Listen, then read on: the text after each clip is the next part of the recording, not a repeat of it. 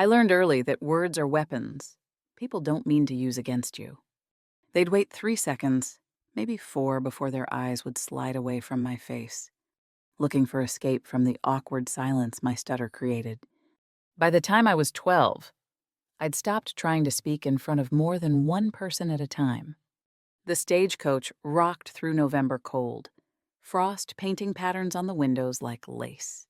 The other passengers bundled themselves tight against the chill. Against me.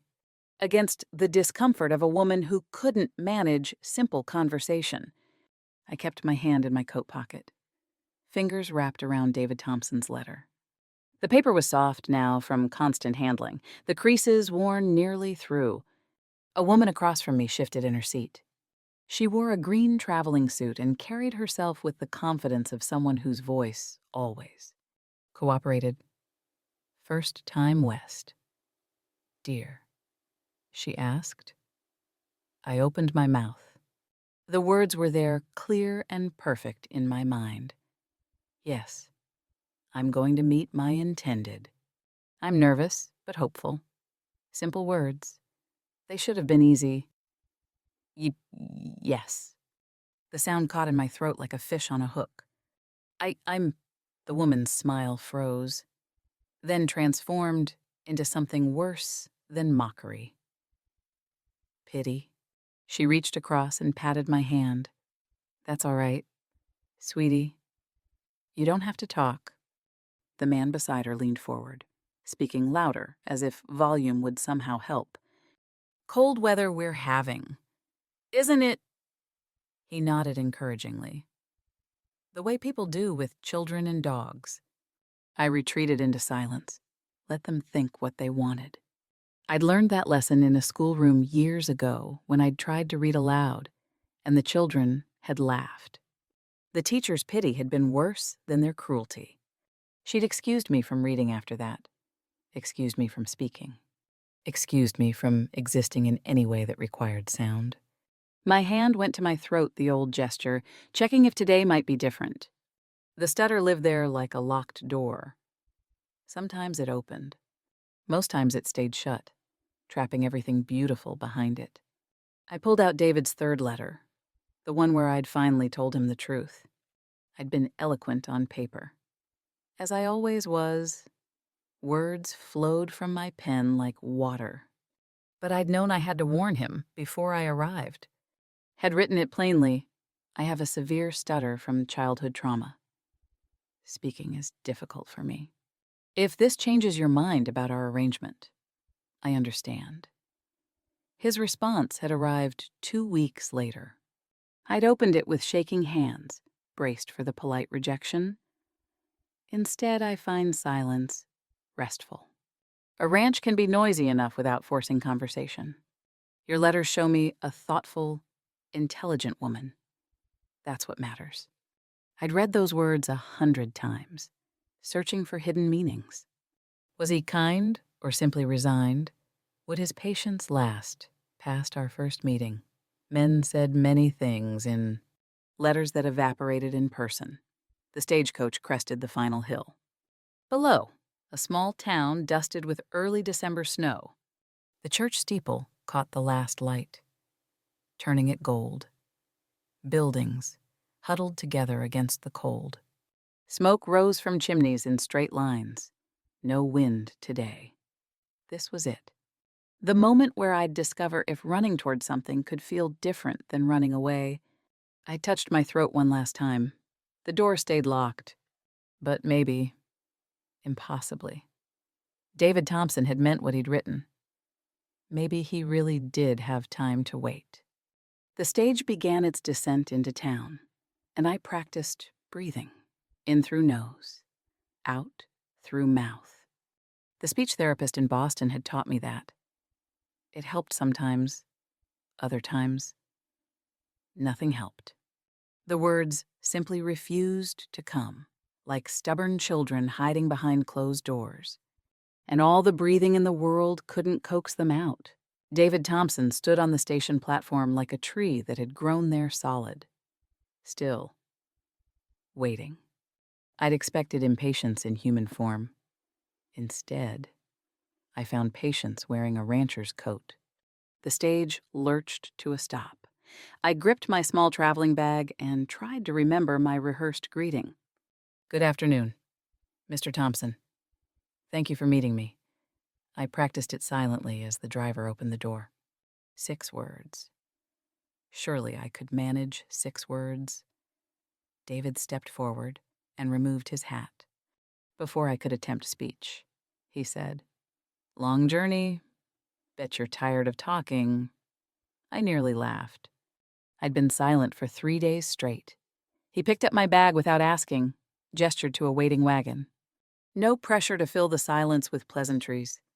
No expectation at all. I climbed up, studying him from the corner of my eye. Tall.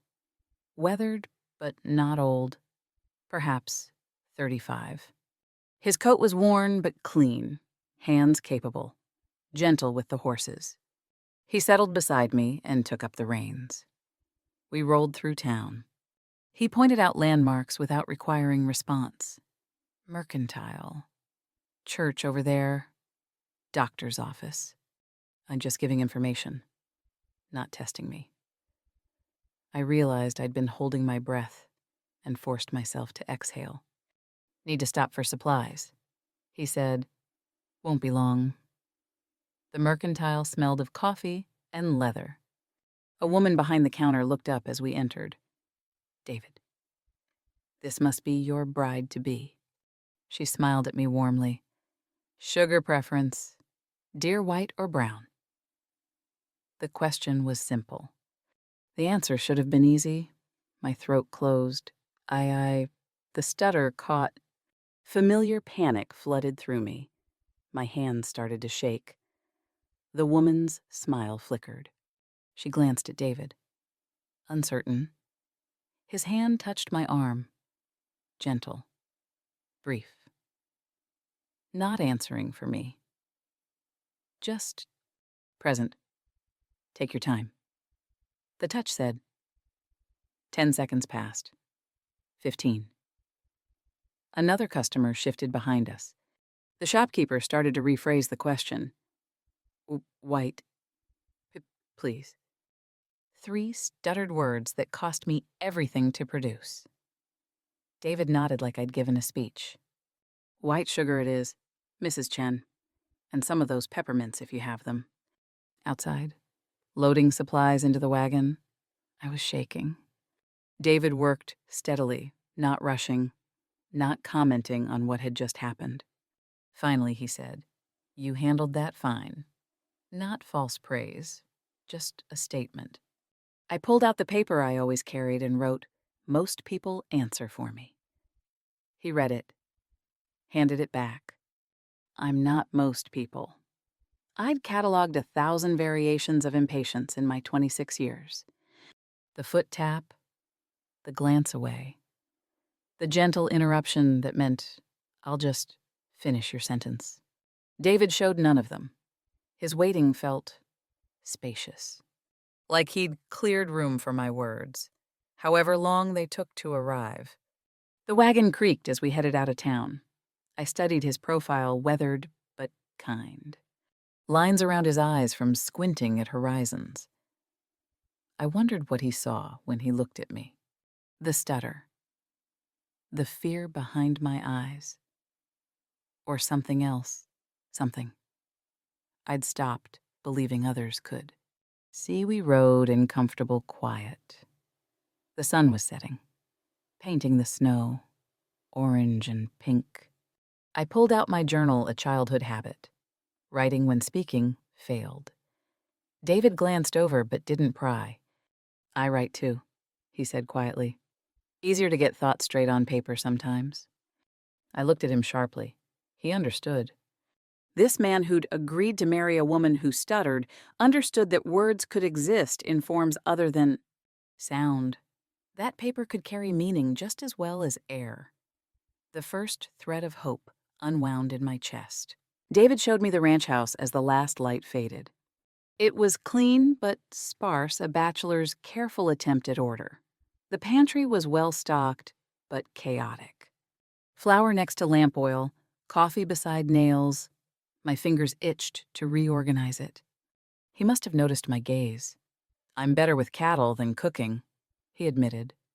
"If you can manage the house side, I'll handle the rest." Fair. I nodded. He accepted the nod as complete communication, moved on to show me the bedroom small, with a window facing east.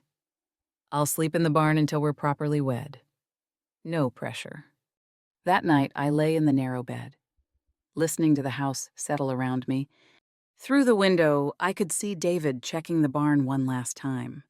He paused, looked up at the stars with the same patience he'd shown me. Patient, even with the sky. Something in my chest loosened. I didn't rehearse apologies for existing. For the first time in years, I simply slept. December weather arrived early. We woke the third morning to snow already a foot deep and still falling. David came in from the barn, stomping snow from his boots. "Looks like we're stuck inside together for a spell." We fell into rhythm without discussion. I made coffee, set his mug on the left side of the table when breakfast needed more time. Right side when it was ready. He caught on by the second day. Didn't comment. Just responded. I was creating a language he was learning. I cooked. He ate. Good biscuits, he'd say. Never requiring response, never forcing conversation, just acknowledging. I watched him through the kitchen window, methodical with the animals even in the cold. Patient when a horse spooked in the wind. Never rushing. The same patience he showed me. It wasn't performance. It was simply who he was. The third evening, by lamplight, he slid paper and pencil across the table. "Easier for you. I wrote I can speak. It just takes time." He wrote back. "I've got time. But paper works too." Long pause. I gathered courage and wrote, "Why did you agree to a bride who stutters?" His response came slowly, carefully. "Why did you agree to a rancher you'd never met? We both took chances. Let's see how they turn out." I stared at those words. No pity, no false promises. Just honest acknowledgement that we were both gambling on each other. I kept waiting for the moment when his patience would crack, when he'd sigh, or finish my sentences, or suggest I try harder. But days passed, and the moment never came. I started to wonder if, maybe impossibly, it never would. We had a deal I'd manage his chaos. He'd give me space to exist. Fair exchange, practical arrangement. But deals were the language of transactions. And something about the way he saved my notes in his desk drawer suggested this was becoming something else. Something I didn't have words for yet. Something that might not need them. 3 weeks in, I'd transformed the house. Pantry organized, curtains mended, routines established. I discovered his hidden domesticity carved wooden spoons in a drawer. Quilts, carefully patched. His mother's piano in the corner gathering dust. "She'd want it played," he said, catching me looking at it. Been silent too long. I ran my fingers over the keys but didn't press them. Not yet. Silent too long. Yes. But maybe silence was just waiting for the right moment to break. Our language expanded beyond words. Coffee mug positioned left or right for meal timing. His coat on the chair meant returning soon. On the peg meant out past dark. I started leaving him notes when I went out bread rising. Back from henhouse soon. Unnecessary information. But I found them later. Saved chronologically in his desk. He was keeping my words like treasures. I began cooking more elaborate meals, adding rosemary to bread, making pie on Tuesdays. Getting his coffee exactly right, though he'd never specified how he liked it. He noticed everything. "Learned this back east?" he asked one evening over stew. I nodded, waited, then wrote my mother's recipe. He read it aloud, voice warm. "Your mother's recipe. making my words exist in air, making them real. I blinked back unexpected tears. No one had read my written words aloud before. They'd just absorbed the information and moved on. But David gave them voice, gave them weight, gave them the respect of sound. Sunday came. Church. My first public appearance as David's intended. The congregation stared, whispered, behind hands. Mrs. Brennan approached after the service, tried to engage me in conversation. Such a lovely service, wasn't it? Dear in the pastor's sermon about patience. Very moving. Don't you think? I tried to respond. Yes. The words tangled. Mrs. Brennan's smile grew strained. She looked to David for help. He appeared at my elbow. Penelope's been working on Christmas baking. Might have extra for the church social. Giving me an exit? Giving me credit. Mrs. Brennan brightened. Oh, how wonderful, we'd love that. She addressed her next comments to David, as if I'd vanished. In the wagon heading home, David said, you don't have to come to church if it's uncomfortable. I wrote, I just wish I could talk to them. He read it. Then you do talk to them. Just takes longer. That's their problem to solve. Not yours. That evening, a storm rolled in. We were snowed in again, fire crackling, comfortable quiet between us. David repaired tack while I baked. He started humming a carol unconscious. Natural. Without thinking. I hummed harmony. He stopped. Surprised. I froze, mortified at being caught. He grinned. Didn't know you could carry a tune. He continued humming, waiting, an invitation. After a long moment, I joined him. My voice tentative at first, then stronger.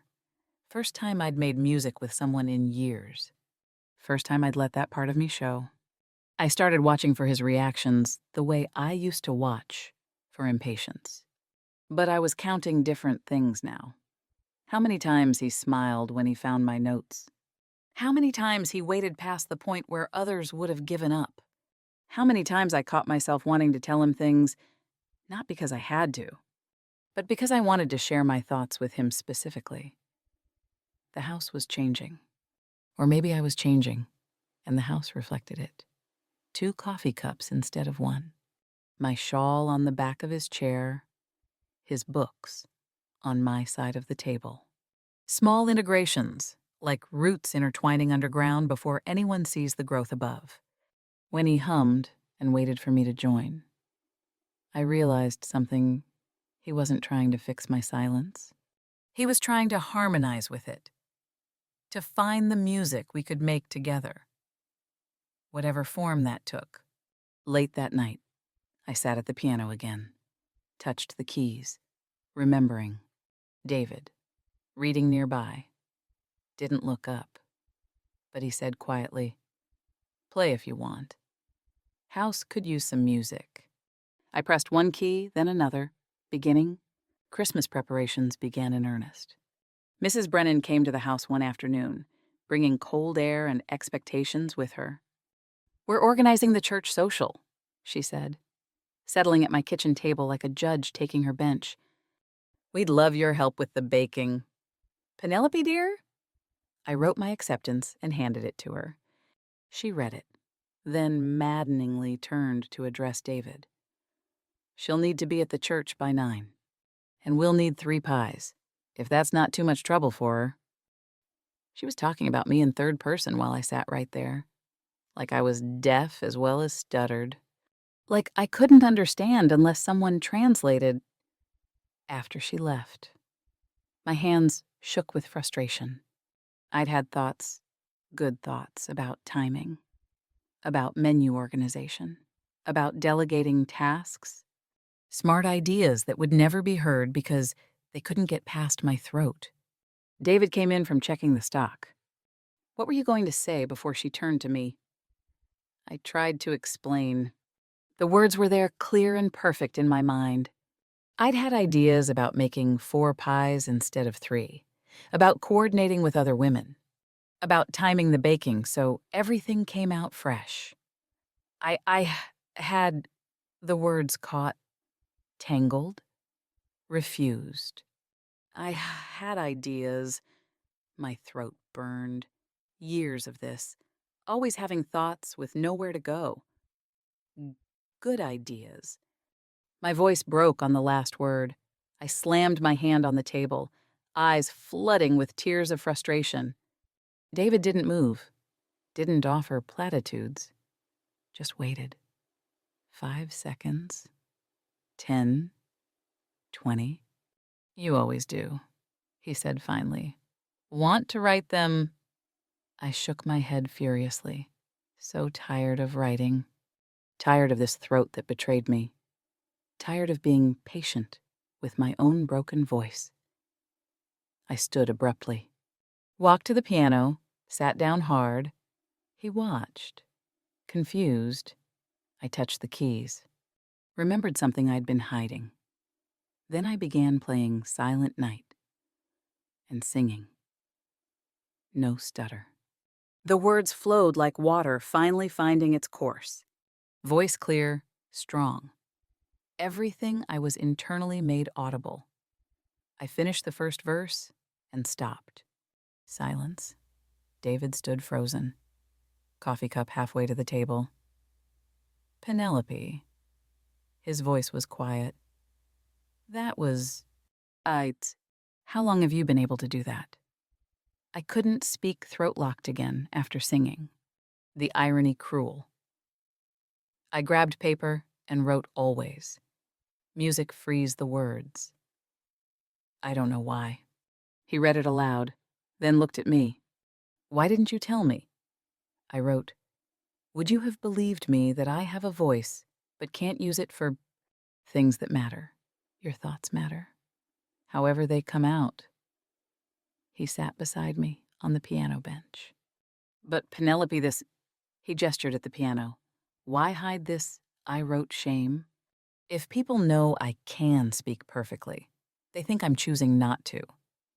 That I'm being difficult. He absorbed this. Didn't argue. Didn't try to fix it. Just said, sing another one. I did. O come. O come, Emmanuel. All verses. Let my voice fill the room. This voice I'd kept locked away. He listened like I was performing in a cathedral. The song poured out of me, and I remembered why I'd stopped singing in front of people. Because it hurt too much. This proof that somewhere inside me lived a voice that worked, that flowed. That could be beautiful. And having people hear it, then watch me stutter through pleas, past the salt, felt like a cruelty I couldn't bear inflicting on myself. But watching David's face as I sang no pity, no confusion, just wonder I thought maybe I'd been wrong. Maybe showing him this hidden part wasn't weakness. Maybe it was trust. When I finished, he said, the church would love to hear you Christmas Eve. Terror flooded through me. I shook my head hard. He didn't push. Your choice. But I hope you know you're extraordinary, with or without the singing. That night I tried speaking to my reflection in the dark window glass. The stutter was still there, waiting. But I'd shown him all of me now, the broken speaking voice and the whole singing voice. And he hadn't looked away. Maybe that was enough. Mrs. Brennan returned 3 days later. This time she brought Mrs. Pierce, a rancher's widow with sharp eyes and sharper opinions. They came ostensibly to help with Christmas preparations, but I knew better within minutes. I made tea, set out cookies I'd baked that morning. They settled at my kitchen table, and I felt judgment settle with them. Small talk first. Weather, holiday plans, the social. Then Mrs. Brennan leaned forward with that particular expression of gentle concern. "Dear, we've been thinking." She glanced at Mrs. Pierce, who nodded encouragingly. "A man needs a wife who can speak for him in town, represent the family properly at gatherings." My stomach dropped. Mrs. Pierce was more direct. "David's too kind to say it, but you must see how difficult this is for him. How people talk." I tried to argue. Had words prepared thoughts about managing his house, about David seeming content, about making this work. But the stutter caught every single word, proving their point with brutal efficiency. I can. We know you try, dear." Mrs. Brennan patted my hand like I was a child. "But trying isn't always enough." They exchanged knowing looks over my head, like I wasn't there, like I was furniture. "A rancher's wife needs to be able to communicate," Mrs. Pierce said. "At town meetings, at socials, people need to understand her." Mrs. Brennan finished. "Perhaps you could just help with the baking quietly. Let others handle the social parts, the talking parts." After they left, I stood in my kitchen. I'd started thinking of it as mind shaking. The bread dough in front of me was ruined. I'd added too much salt from my tears without noticing. Maybe they were right. David deserved someone who didn't make people uncomfortable. Someone who could speak without struggle. Someone who could be a proper wife. David came in from afternoon chores and found me crying over the destroyed dough. Penelope. He took in the scene, the ruined bread. My tears. My hands still shaking. I couldn't explain. Throat completely locked. I shoved paper at him. Wrote furiously. They said, "I'm not enough. That you deserve someone who can talk like a normal person." My handwriting was jagged with emotion. His jaw tightened. "Who said that?" I named them. He nodded slowly, and I could see him controlling anger. "And what do you think?" he asked. I wrote, "I think they might be right." He sat down heavily across from me. "Penelope, look at me." I did. His eyes were steady. "Sure. These past weeks, coming home to warm food, to a house that feels lived in, finding your notes, hearing you hum while you work, watching you organize my entire chaotic life that's not enough." My tears fell faster. "I don't need you to speak for me in town. I need someone who makes coming home something I look forward to. Someone whose thoughts are worth hearing, however long they take to arrive." He paused, reached across, and took my shaking hand. "Unless you're unhappy here. If this isn't what you want." I grabbed his hand with both of mine, shook my head hard, managed one word. "Stay." I want, couldn't finish. Throat too tight. But he understood. "That's enough," he said quietly. "I know what you're trying to say. I hear it." Their words had unlocked a door I'd bolted shut. Behind it, every doubt I'd ever had about my worth. Every time someone had looked through me instead of at me, every moment I'd felt like a burden someone tolerated rather than a person someone chose. The door had swung open and all those ghosts came flooding out, but David's hand in mine warm, calloused. Steady, that was real, too. And I had to choose which truth to believe, theirs or his. I pulled out more paper. Wrote, "Would you come with me to the church, Christmas Eve, I want to sing?" He read it twice. "You're sure?" I nodded. "They're going to feel pretty foolish. Those women who said you weren't enough." I wrote one more note. "I'm not doing it for them. I'm doing it for me. So I stop hiding." He saved that note, like he saved all the others. Then I'll be in the front pew, listening. I couldn't sleep. 3 nights before Christmas Eve. I lay in darkness, counting fears instead of sheep. What if the stutter appeared even in song? What if my voice cracked under pressure? What if I'd built David's hope up just to shatter it publicly? What if they laughed? The what ifs multiplied until I couldn't breathe. At 2 a.m, I got up, lit a lamp, started packing my small bag, the one I'd arrived with. Better to leave now, in darkness, than fail in front of everyone. Better to disappoint him privately than publicly. I was protecting him. I told myself, "Protecting yourself," myself answered back. I was in the kitchen, bag half packed, crying silently over the table when David appeared in the doorway. Penelope, I couldn't even look at him, just handed him paper. The words written quickly, messily, I can't do it. I thought I could, but I can't. You should find someone better. He read it by lamplight, sat down heavily in the chair across from me. Long silence. The clock ticked. Wood settled in the stove. My heartbeat thundered in my ears. Is that what you want? He asked finally. To leave, I wrote, I want not to disappoint you. And you think, leaving wouldn't disappoint me. I wrote, I think staying and failing would be worse. Another long pause. Then David said something I never expected. I grew up stuttering too. I stared at him. He nodded. Not as severe as yours. Mostly grew out of it by 15.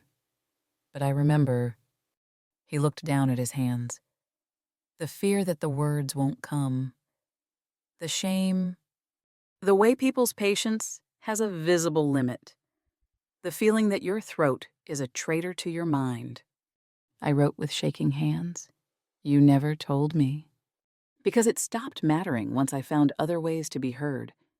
Actions, writing, silence when silence says enough. He looked up. But I never found what you found, a way to let the words fly free. Even if it's only in song. That's a gift. Penelope. I'd spent my whole life building walls between myself and rejection. The stutter was just the most visible wall. Behind it were dozens of others. Don't try. Don't hope. Don't let anyone see who you could be, because then they'd know what you're not. Leaving would have been just another wall, the highest one yet. You don't have to sing Christmas Eve, David said. You don't have to prove anything to anyone. But if you leave because you're afraid of failing, he chose his words carefully. You're not protecting me. You're protecting yourself from the chance of being fully seen. He paused. And I already see you. Stutter and all, song and all. I see all of it. And I'm not disappointed. I wrote, what if I fail? He smiled slightly. Then you fail. And we come home. And you'll still be the woman He stopped. The woman I want to build a life with. Another pause. But what if you succeed? What if you stand up there and let them hear what I've been hearing, your strength, your talent, your worth? What if you stop hiding? I looked at my half-packed bag, thought about running, how familiar that felt, how safe. Then thought about standing before the church, voice strong, showing everyone who I really was. Terrifying. But David was right. I'd been hiding from the possibility of being seen. I unpacked slowly. He watched, but said nothing. His relief was visible in the set of his shoulders. I thought about my mother, who'd died when I was 13. Who'd heard me sing before the stutter took my speaking voice too. Who'd said, you have music in you. Penelope, don't let fear keep it locked up. I'd locked it up for 13 years. Maybe it was time to set it free. I sat at the piano. 2:30 in the morning, but I practiced anyway. One Carol O Holy Night. Voice shaking at first. Then strengthening. David listened from the doorway. Didn't interrupt. When I finished, he said quietly, 3 days, "You've got this." I didn't feel certain, but I felt less alone, and maybe that was enough. Christmas Eve morning. I woke early, tried my voice. The stutter was still there in speech, waiting like it always was. I sang a few lines clear. The dichotomy remained, would always remain. I put on my best dress, the dark blue one I'd been saving. Braided my hair with hands that trembled only slightly. David waited by the wagon in his Sunday suit, offered his hand to help me up. "Ready?" he asked. I nodded. A lie and truth mixed together. The church was packed. Candles everywhere, pine boughs decorating the pews, the smell of winter and wax and anticipation. I saw Mrs. Brennan, Mrs. Pierce, others who'd watched me stutter and looked away uncomfortable, but also David's neighbors who'd been kind. The pastor who'd waited patiently when I'd tried to thank him once. Mixed audience. Judgment and support intertwined. The service proceeded. Hymns, readings, a children's pageant. I watched a small girl forget her lines, saw the panic in her eyes. Familiar. Her mother whispered encouragement, and the girl continued, voice shaking but determined. Pastor Miller announced, "We have a special solo from Miss Penelope Thompson." David had insisted on using his name already, though we weren't yet wed. "You're mine," he'd said simply. "Paper's just formality." I stood. Longest walk of my life. Every step forward was a choice against retreating. I could feel eyes on me, curious, skeptical, interested. David's steady gaze from the front pew anchored me. I reached the front. Could start singing immediately. Could avoid the moment where I revealed the contrast between my voices. But that would be hiding again. And I was done hiding. I spoke, stuttering, claiming it, owning it. This is deep breath. Silent night. Several painful seconds to get those words out, but I did it. Spoke in my broken speaking voice before revealing my whole singing voice. All of me. No apologies. Then I sang. My voice filled the church clear, strong, achingly beautiful. I'd chosen Silent Night deliberately, for all the silence I'd lived in, for the holy silence that isn't absence, but presence, for the peace I'd found with David. I sang all 4 verses, didn't rush. Let my voice, this voice I'd hidden for 13 years, fill every corner, every shadow. Gave them all of it. When I finished, silence, absolute silence. Then a child in the back started clapping the little boy I'd given cookies to last week. Others joined. Not polite applause. Genuine, moved, awed. Mrs. Brennan was crying. Mrs. Pierce looked stunned. Pastor Miller, the Lord gifts us all in different ways. Thank you, Penelope, for sharing yours, using my name, seeing me. I walked back to the pew, legs shaking. David stood, took my hand, squeezed it hard. Told you, he whispered, extraordinary. The service continued, but I barely heard it. I'd done the impossible, been fully seen, stutter and song together, and survived it. More than survived. They'd seen me as whole. After the service, people wanted to talk to me. I stuttered through responses. The thank you, and I'm glad you all liked it. But now, post-song. They waited. They leaned in. They listened. The shift was palpable. I was no longer poor thing with the stutter. I was the woman with the beautiful voice who also has a stutter. So we listen. Identity expanded rather than limited.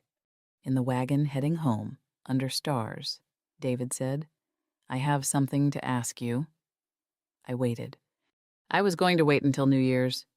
But after tonight, after watching you stand up there and claim every part of yourself, I can't wait." He took a breath. "Penelope, will you marry me? Not because we made an arrangement, but because I love you. The you who stutters, the you who sings. The you who writes notes and organizes my chaos and makes my house a home." I didn't speak immediately. Took my time. Not from stutter, but from choice. Wanted to find the right words. Then, clearly, accepting the stutter as part of my voice. Yes, I love you, too." Tears on both our faces. He kissed me. "Music," he said. "All of it. Every word you say, music to me." Walking to the front of that church, I'd understood something. Courage isn't the absence of fear. It's the choice to move forward while terrified. Every step had been a small act of rebellion against every voice that had ever told me to stay small, stay quiet, stay hidden. When I sang that night, I wasn't performing for them. I was declaring myself. This is who I am, flawed and gifted, broken and whole, stuttering and singing, all of it real, all of it mine, all of it worthy. David's proposal wasn't a reward for singing well. It was recognition that he'd loved me before I sang. And he'd love me after. The performance didn't make me worthy. It just let me show him I'd finally accepted what he'd already known. We rode home under December stars, and I sang Christmas carols the whole way. Because I wanted to, because for the first time in 13 years, I wasn't hiding any part of myself anymore. I was whole. People sometimes ask if I ever overcame my stutter. I tell them no. I learned something better. I learned that I didn't need to. I learned that love waits.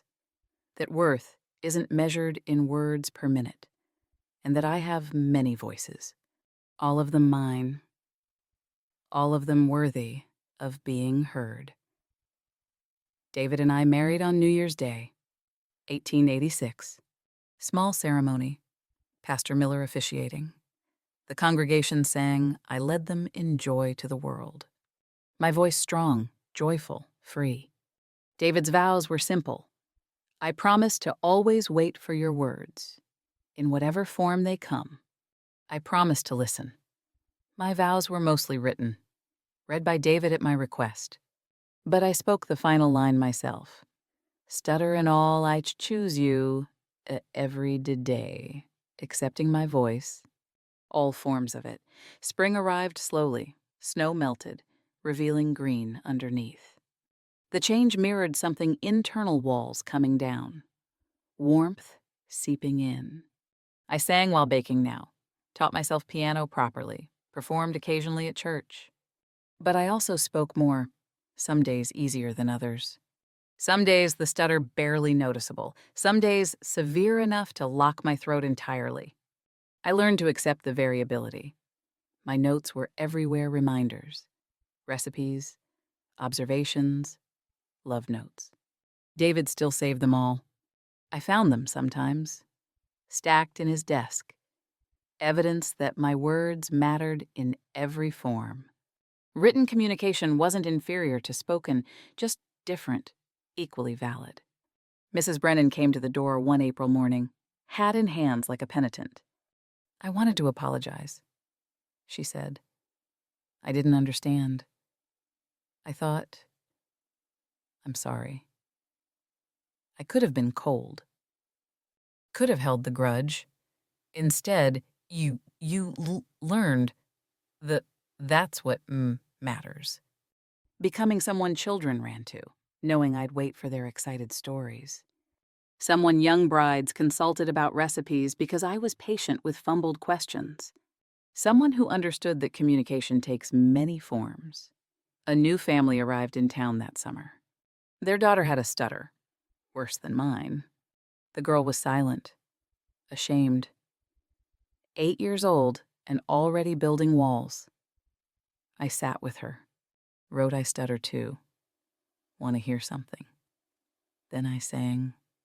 Her eyes widened. I wrote, I have many voices. You will too. They're all yours, all worthy.